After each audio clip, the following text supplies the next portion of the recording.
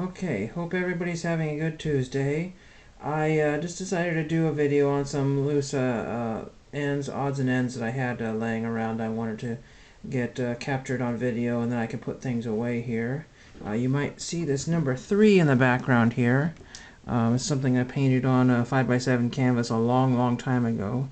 If anybody can identify what that is, just put down in the comments or just first one let me know what that is. I know what it is, but do you know what that is and what the reference significance of that is? So anyway, it is something I tried a long time ago. I have a mystery here because I don't know, still do not know where Robert Frosch is. He's a NASA guy that I wrote off to. I think he was the administrator for one of the, but it says unable to forward. There's not deliverable as addressed, so there's that one there. If anybody has any ideas on him, because I don't believe he's in Falmouth, Massachusetts, unless he still is, and that's the wrong address. I have no idea.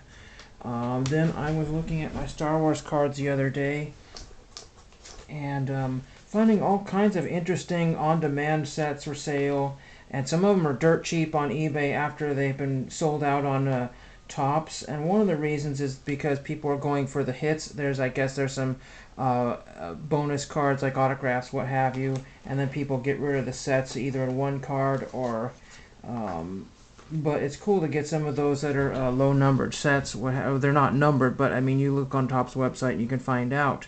But like, for example, this is number 66 out of 99 card that I pulled. Well, when you're looking at cards and saying, wow, there's only 99 of that card.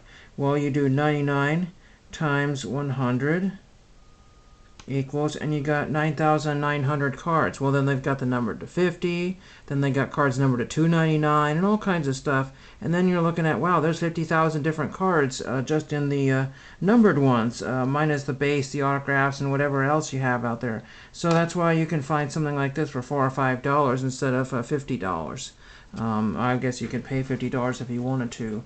That was just kind of interesting, just the sheer amount of, and like I said, the on-demand stuff, you know, the May the 4th set and all that kind of stuff. It's just absolutely just mind-boggling.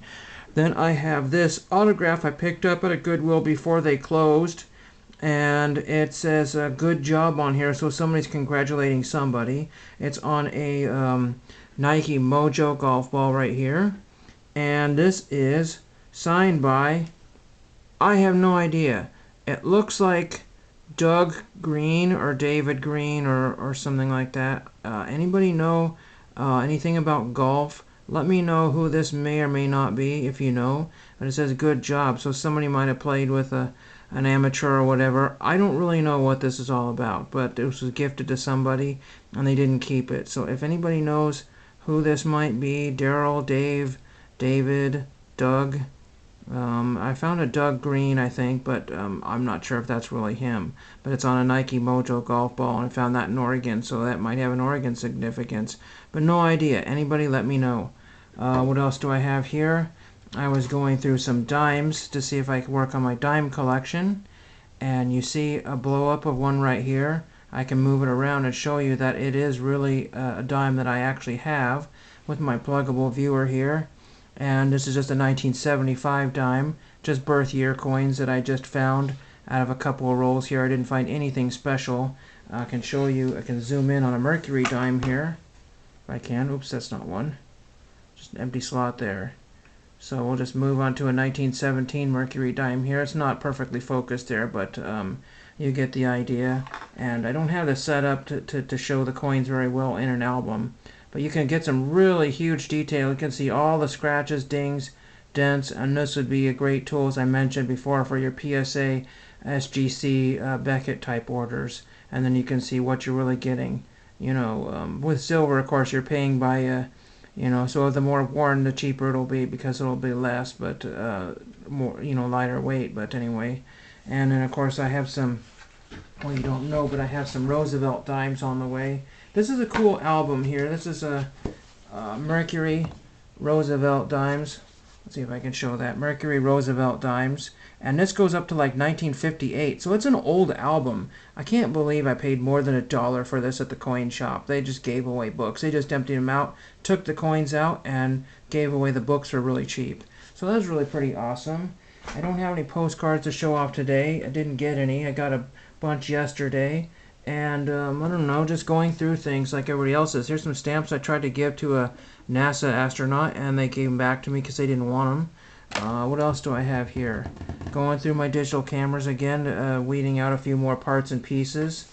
Finding batteries I don't know what even went to. I have a YouTube package going out in the next day or two for somebody who had given me something recently. I finally found some stuff. What else here? I showed you the Griffey the other day. And like I said, unfortunately, well, actually, let's see if my camera will show up that crease. There's a scratch on the case here. Let's see. Where is that darned crease? It is right there. You see that line right there? That is not on the case. That is actually on the card.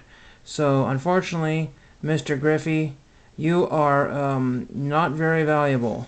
But that's really all I have here. I just wanted to kind of clean up the table. And oh, and this is the 40th anniversary of the Mount St. Helens explosion. And this is a picture I found at Goodwill a year or two ago.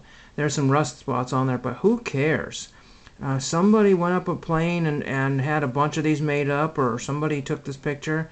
I've got several other snapshots. Somewhere I've got a slide or picture of somebody that's standing behind a railroad car somewhere watching the explosion. It's absolutely just the craziest thing that happened. 57 people or something died in this explosion. Lots of local people have stories about what happened here, even in a state away from this whole disaster. There's a Boy Scout camp called Spirit Lake. I think I have some sort of t-shirt that commemorates that whole event, or it was before. I don't know if it's before or after the event. I'd have to look that shirt up. It's kind of a little bit valuable, and I got some Boy Scout patches that have Mount St. Helens. Look like it's starting to erupt there.